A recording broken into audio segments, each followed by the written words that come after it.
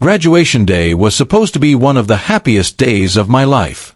Years of hard work, late nights, and sacrifices had led to this moment. My twin sister, Amara, and I had walked the same path, studying together, supporting each other, and dreaming about the future. I imagined our parents would be proud, maybe even show it in a way that reflected all the effort we had put in. The ceremony went as expected. Caps flew into the air, friends and family cheered, and the speeches about dreams and ambition filled the auditorium. Amara and I smiled for photos, our matching gowns fluttering in the spring breeze. We were inseparable, two halves of the same coin, and we had hoped our parents' pride would reflect that equality. Afterward, we went to our parents' house for a small celebration. Everything seemed normal until the moment the gifts came out. Amara's gift was the first. She tore open a beautifully wrapped box to reveal tickets for a month-long trip to Europe. I forced a smile as I congratulated her, feeling my chest tighten.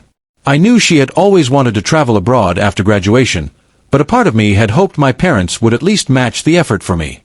Then it was my turn.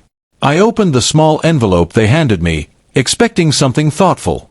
Instead, I found a $15 gift card to a coffee shop. $15. My fingers froze, holding the tiny card as if it might magically become something more. I looked up at my parents, searching for a hint that they were joking, that there was more, but their faces were neutral, almost oblivious to the disparity. I swallowed the lump in my throat and forced a smile. "Thanks," I said, tucking the card into my pocket. My parents nodded and moved on to other relatives, chatting as if nothing unusual had happened. Amara hugged me, clearly excited about her trip. I hugged her back, hiding my disappointment behind a grin. Later that night, alone in my room, I thought about how unfair the situation felt. I had worked just as hard as Amara, achieved the same milestones, and yet my reward was a fraction of hers. Anger bubbled inside me, but so did a determination I hadn't felt before. If they wouldn't invest in me, I would invest in myself. The very next day, I began making a plan. I researched scholarships, jobs, and internships that would let me travel and gain experience on my own. I set up a budget, picked up extra shifts at work, and started freelancing online. Every dollar I earned, every small accomplishment, became a step toward proving that I didn't need someone else's generosity to succeed. Months later, I booked my first solo trip, funded entirely by my own efforts. I visited museums, historical sites, and cities I had dreamed of exploring.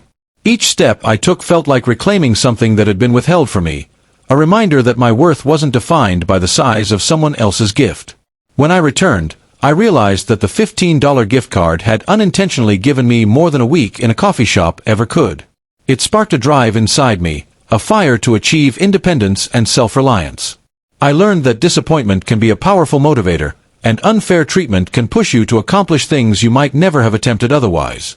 By the time the next graduation rolled around, I had traveled to multiple countries, saved for my own future, and built confidence that no gift, large or small, could ever buy. Amara's Europe trip had been wonderful, but my journey had been earned entirely by my own efforts, and that made it far more rewarding. I've never forgotten that $15 gift card. At first, it felt like a slight, but in the end, it became a symbol of independence, determination, and proving that your success isn't dictated by others. It's defined by what you're willing to do for yourself.